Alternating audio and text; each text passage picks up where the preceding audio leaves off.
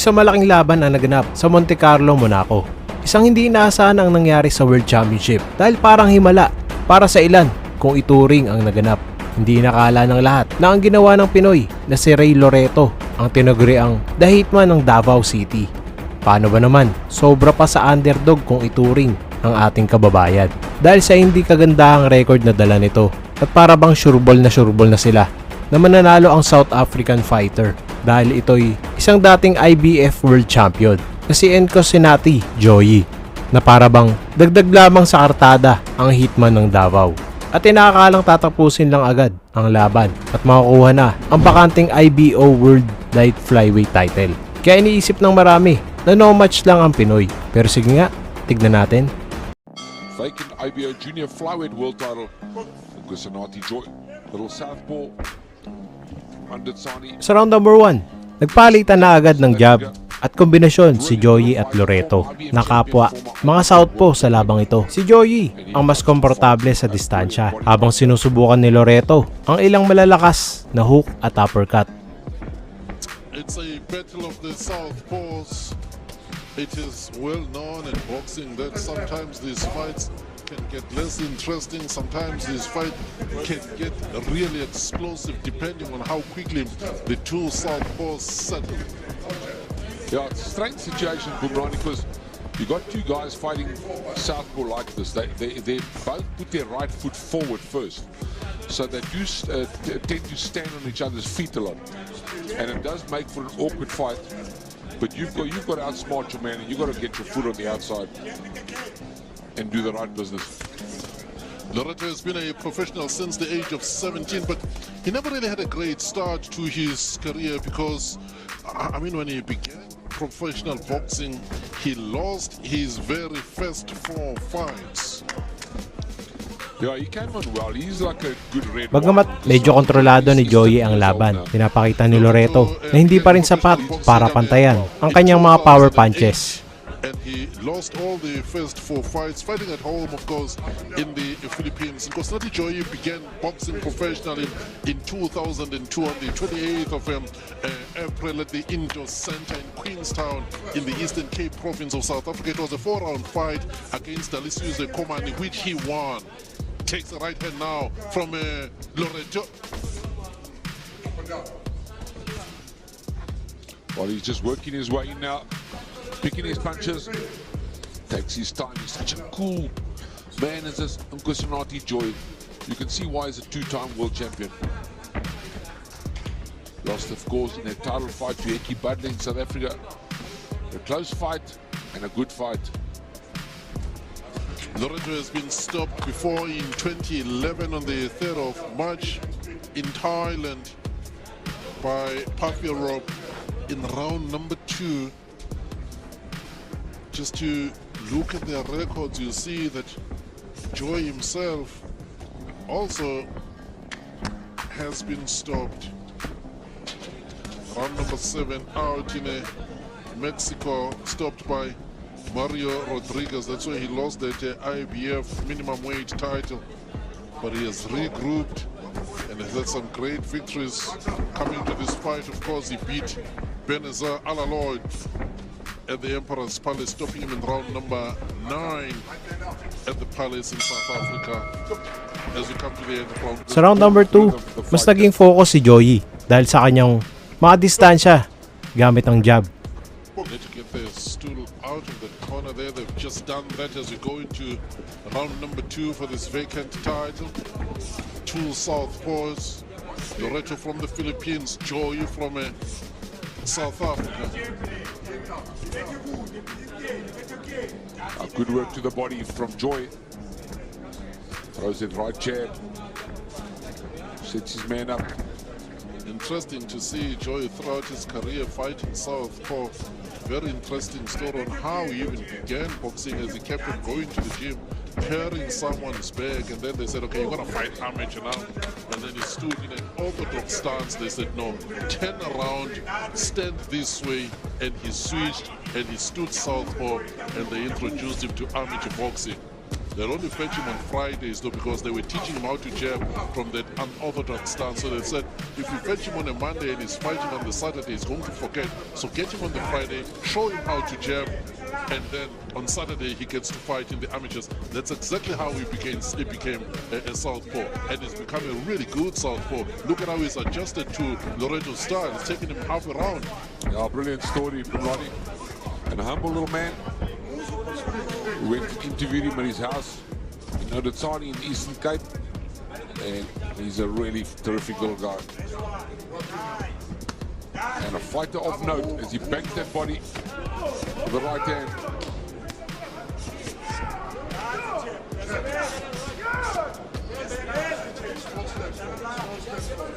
There's a good jab from Loreto. He's got a reputation of being an upset king, Loreto. Both boxers looking for body blows. Of course, there's an IBO Junior Flyweight World title at stake. So Loreto, the Hitman, is his nickname. I'm sure he's going to want that title as well. But he's got his hands full here with Joyi Nkosinathi Joyi from South Africa. It's Joyi who is taking the fight to Loreto. He's trying to establish the rhythm and just the range, the distance with that right hand jab. Well, Loreto's felt that power to the body. Nice stuff. Great straight the trainer shouting from the corner, up and down. That's exactly what he did.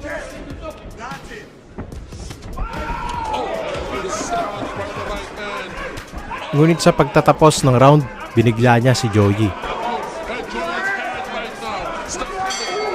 Sa isang matinding kombinasyon, kabilang ang right hook at ilang left crosses na nagdala sa South African sa lubid. At dito, nawalan ng momentum si Joyi.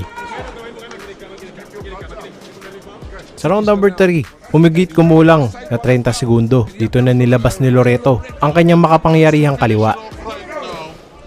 It still remains a mystery. Does Joyi have his legs back? It's going to be seen in the third round. Loreto still piling on the pressure. Joyi trying to establish the left jab. Joyi is also quite a decent puncher too. And he's dropped his guard. His corner told him repeatedly to keep his guards up. Isang overhand left at nagpahiga kay Joyi. Sa pagbagsak ni Joyi, makikita na tila nawalan ng malay ang South African fighter. Dito hindi na nakatayo at hinarang ng referee para ihinto ang laban. Wagi si Rey Loreto, ang Hitman ng Davao, at nakuha ang IBO light flyweight title sa pamamagitan ng knockout win.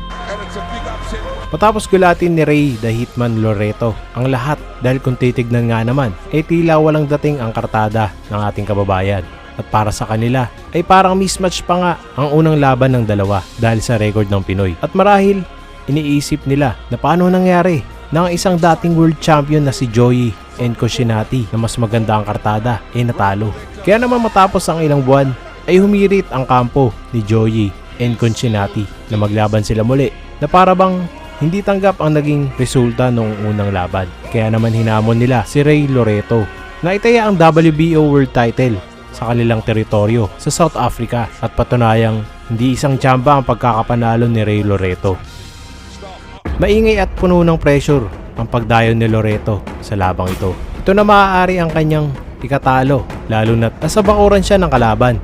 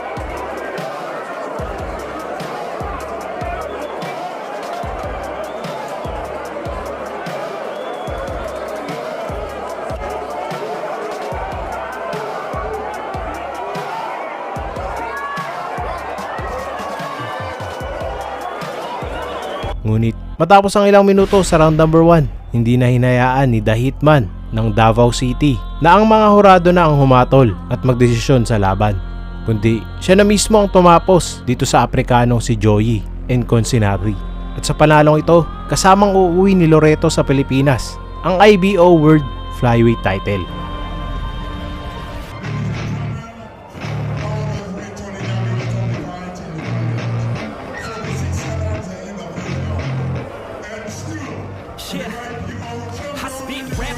Rey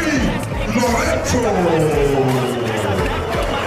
Don't ask, grab reactions, jacked attack with every word, then act with class as they hear me snap. I got nothing to lose, cause I fought and felt the bruise. Now I'm not the one confused, call the shots and they produce. Matapos ang 5 sunod-sunod na knockout wins ng The Hitman ng Davao na si Loreto, ay dumayo naman ito sa bansang Thailand para patunayan ang kanyang bangis bilang number 1 contender noon sa WBA World title at napakita sa kabila ng kanyang kartada na nararapat ito na maghari sa kanyang division. Sa unang round, hindi na nakapagpigil si Loreto at hindi na nagdalawang isip na pakawalan ang mga power punches at mga kombinasyon na nagpakilala sa kanya. At dahil dyan,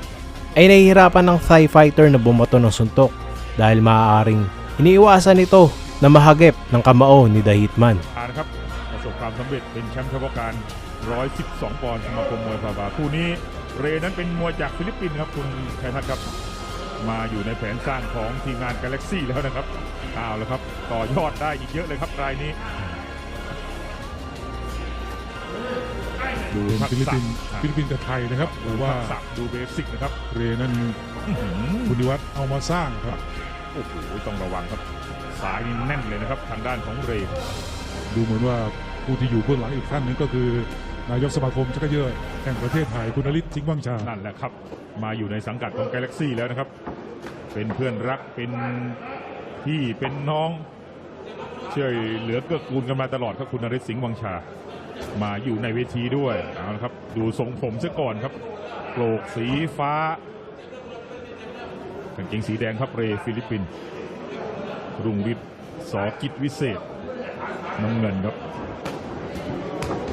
แฟนๆชื่นชมมาเยอะครับบอกว่าคู่ที่ผ่านมานี่มันสนุกเอ้าโดนซ้ายรุ่งฤทธิ์เหมือนกันครับกลัวเสียที่ไหนครับคุณชัยทัศน์นี่ดุเจอดุอีกแล้วนะครับ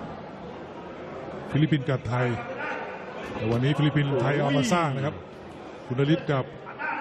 คุณนิวัฒน์2 ประสาน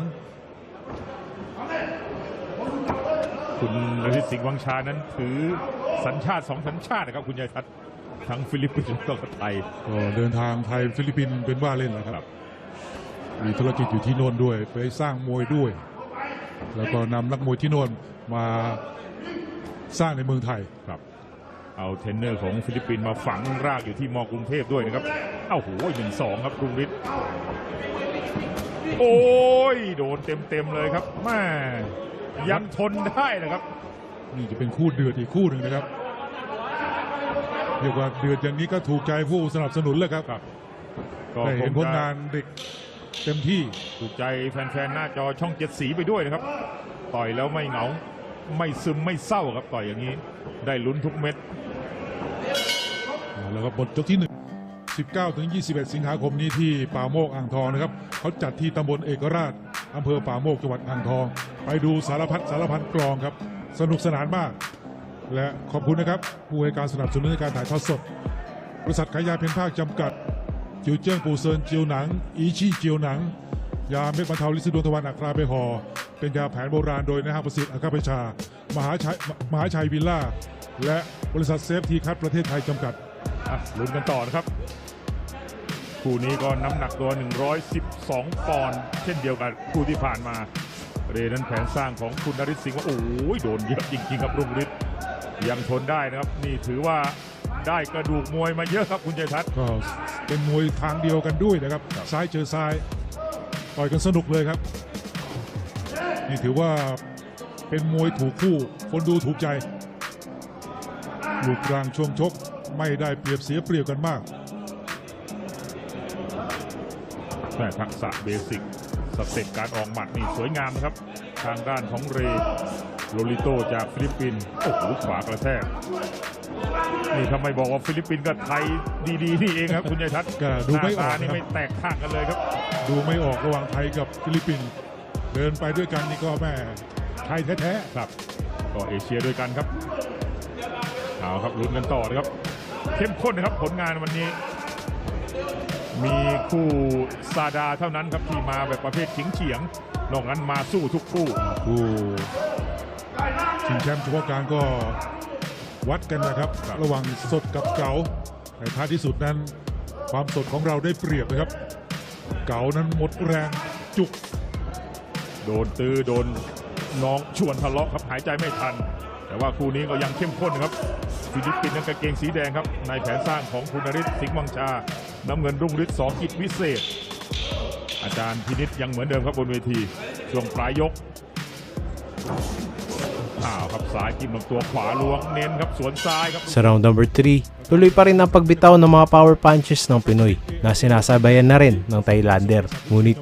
sadyang masipag ang ating kababayan at hindi na tinatantanan ang kalabang Thai. Walang tigil sa pagpapaulan ng mga suntok si Loreto. บอกน้ำเชงซิมอิ้วและน้ำมันเหลืองสมุนไพรเชงซิมอิ้ว รางวัลพิเศษในห้างเชือดชัยเสือ 11 ตัวเฟื่องทองสระบุรียังสนับสนุนเหมือนเดิมนะครับคู่นี้นับน็อกโอ้โหต้องชมหัวใจของรุ่งฤทธิ์จริงๆครับนี่ได้กระดูกมวยไทยล้วนๆนะครับโดนซ้ายของเรนี่หนักๆครับแต่ว่ายืนหยัดอยู่ได้มีสวนมีโต้ไม่มีกลัวครับอ้าวโดนเหมือนกันครับเรมวยสร้างกับมวยสู้ครับเลยสนุกไปเลยครับคู่นี้เป็นลักษณะเปิดหน้าท้าดูนะครับเริ่มจะโดนเลยครับเริ่มจะโดนเราเริ่มจะโดนแล้วครับลุงฤทธิ์โดนหนักต้องถอยกรูดออกไปครับรับเพื่อสวนครับรับเพื่อโต้ครับเป็นในหนึ่งแผนแต่ว่ารับเยอะๆไม่ดีครับโดนอีกแล้วโดนอีกแล้วโดนอีกแล้วครับไม่ต้องงอแล้วครับลำตัวป่อลงไปย่อลงไปใครอึดกว่าใครอึดกว่าครับจะเห็นแล้วใกล้จะเห็นแล้วครับลูกอึดลูกทนเรทำได้ดีนะครับยกนี้ทำได้ดีมากถอยขาแคบๆแล้วครับรุ่งฤทธิ์ได้จังหวะนะครับนี่เป็นถือว่าโอกาสมาแล้วครับโอกาสมาถึงแล้วทักษะอาจจะเป็นรองครับแต่ว่าหัวใจสอบผ่านเรจัดหนักเลยครับยกนี้จัดเต็มเลยนะครับมีสิทธิ์ถึงน็อกนะครับมีสิทธิ์ถึงน็อกครับไม่ออกหมัดนี่ครับจบเลย Hanggang nagpasya na ang referee dahil sapat na ang kanyang nakita para ihinto ang laban. Wagi ang ating kababayan na si Rey Loreto, the Hitman ng Davao via TKO sa round number 3. Si Rey Loreto, alias Hitman ng Davao City, ay ang isang patunay na kahit anong klase ng kartada ang mayroon ang isang boksingero ay hindi ito dito nasusukat at may pag-asa pa rin manalo o maging kampiyon kahit madalas ka noon natatalo at hindi nangangahulugang huli na ang lahat para ikaw ay tanghaling kampiyon dahil basta mayroon kang tibay at lakas ng loob maaari ka pa rin makapagbigay ng karangalan at umukit ng kapirasong kasaysayan. ท่านผู้ชมครับเป็นอันว่าแค่ยก3นะครับเรโลลิโตนะครับนักมวยชาวฟิลิปปินส์เป็นผู้ชนะเทเรกันน็อกเอาท์นะครับในยกที่3แบบหมดทางสู้เลยทีเดียวนี่ต้องยอมรับดุดันมากๆเลยทีเดียวนี่นะครับนักมวยชาวฟิลิปปินส์